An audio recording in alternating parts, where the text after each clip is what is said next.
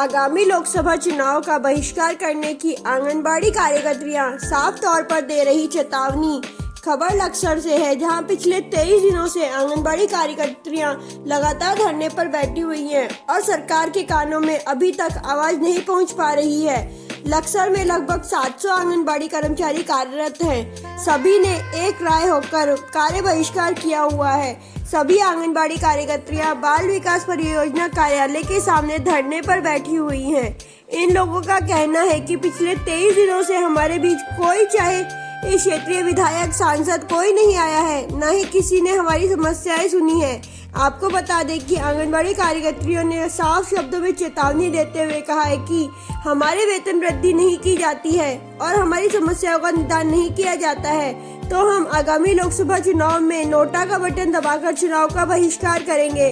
हम नोटा का बटन दबाकर अपना मताधिकार का उपयोग भी नहीं करेंगे और किसी प्रकार का गठन भी नहीं करेंगे। हमें ऐसी सरकारों की जरूरत नहीं जिसका आने वाले लोकसभा चुनाव में सरकार को इसका खामियाजा भी भुगतना पड़ सकता है।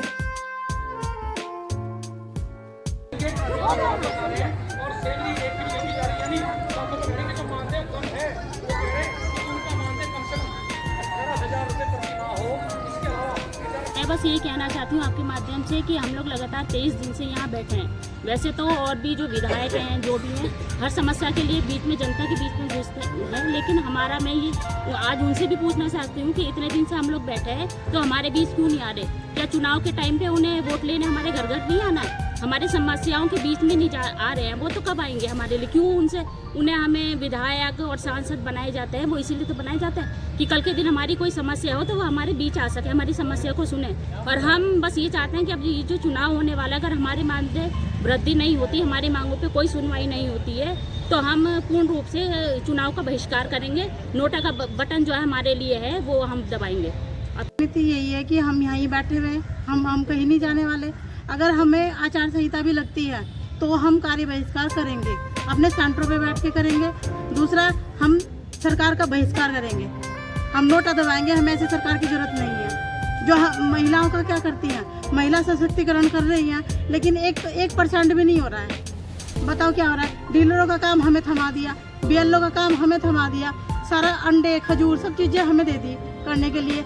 17 तरह के रजिस्टर दे दिए, तो हमारे पूरी ज़िंदगी तो इसी रजिस्टरों में चली जाएगी। हमारे लिए बचता क्या है सर? हमारे लिए कुछ नहीं बच रहा है। तो लास्ट में हमें खाली हाथ भगाया जा रहा है। हमारे ही पैसे काटते हैं, हर महीने 100 रुपये कटते हैं, वो कहाँ जा रहा है? उसका भी कोई हिसाब देने को तैयार नहीं है। 2-2 महीने हमारी सैलरी को हो जाते हैं। बोलते हैं कि ऊपर से तो आ गया है, लेकिन वही डालते डालते पूरे 2 महीने खींच देते हैं। केवल जनवरी तक आया है, फरवरी का भी नहीं आया।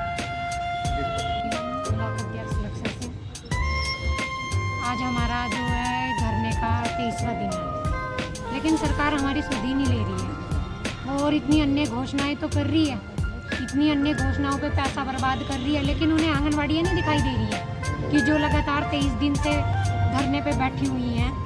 बाकी जो हमारी प्रक्रिया है वो कहीं तक नहीं पहुँची सरकार की नज़रों में। हम जहाँ थे वहीं के वहीं हैं, उन्होंने कोई सुध नहीं हमारी ली। रही बात एक जो उन्होंने मिनी का किया है, वो तो पिछले साल ही हो गया था।